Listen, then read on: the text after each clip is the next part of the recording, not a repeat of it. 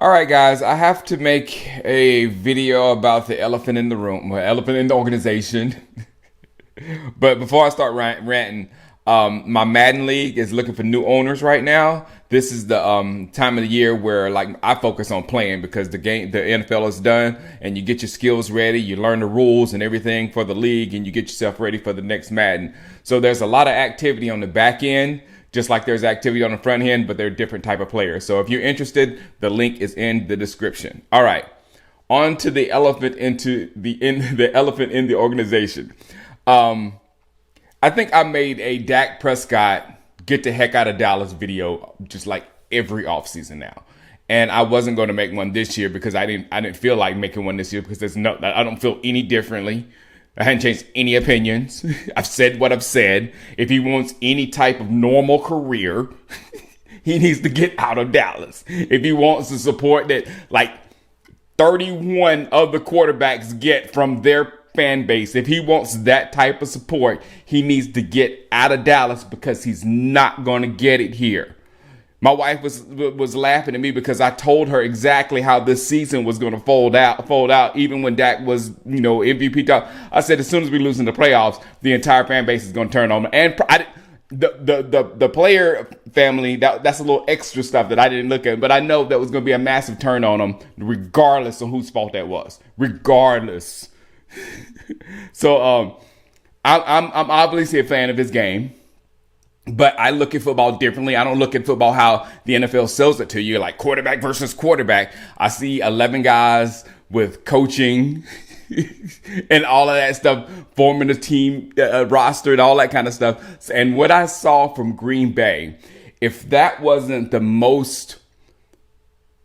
that was as much of an organizational loss as I've ever seen in my life. The front office didn't have the correct roster. We had obvious deficiencies at running back and linebacker.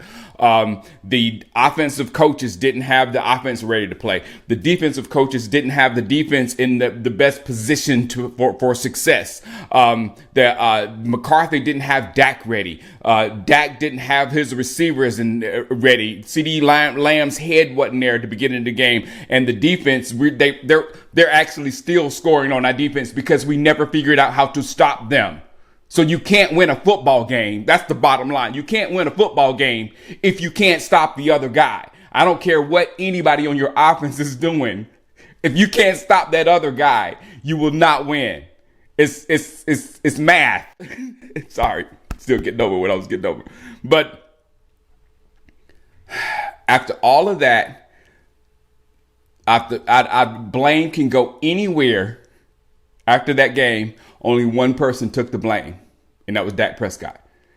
Nobody else has said, yeah, I played a horrible game. Yeah, I coached a horrible game. No, nobody has said it. But that one guy. So this is an absolute horrible organization from top to bottom. And I don't understand how we even expect to win in a situation like that. The problems in Dallas are just deep. They're so deep, it's ridiculous. It's the reason why I won't even go there for football games. You know what I'm saying? Because the atmosphere down there is all about money, and you don't feel like there's a winning organization being put together there. You know what I'm saying? The whole thing is about marketing, money, things of that sort. Now back to Dak Prescott. The Dallas Cowboys aren't a real NFL franchise. They are the leaders of NFL content creation. Understand that. That's Dallas Cowboys' number one purpose in the NFL. Not to be a competitive team. The Dallas Cowboys' job is to generate content for the media. And without the Dallas Cowboys, the media, they struggle to say anything.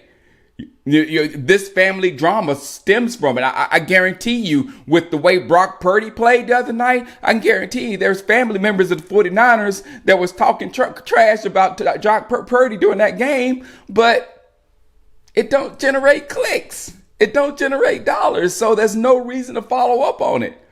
So this is what our organization is, and that's why we make so much money. And Jerry, Jerry's keeping Dak around because he is the absolute difference in Jerry making like 1 point. I think we made 1.2 billion last year, and the average team makes like 500 million. So that's like $600 million extra from us having a competitive football team that we can be on top of the media talking about every day.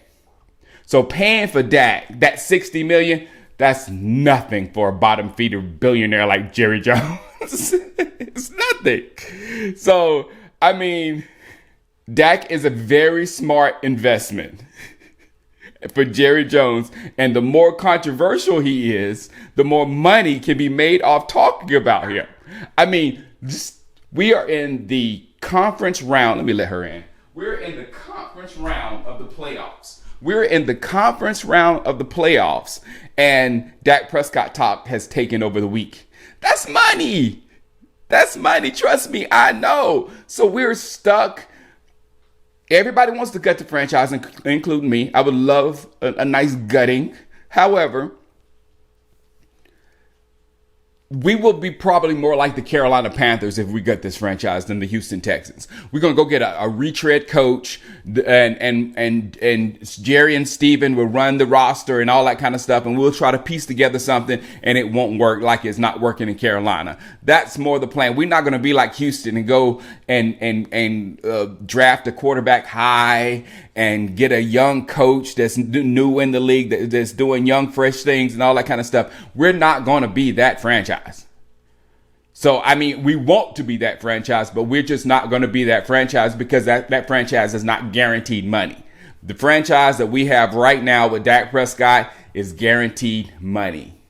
It's guaranteed loss, but it's guaranteed money. So that's where we are, man.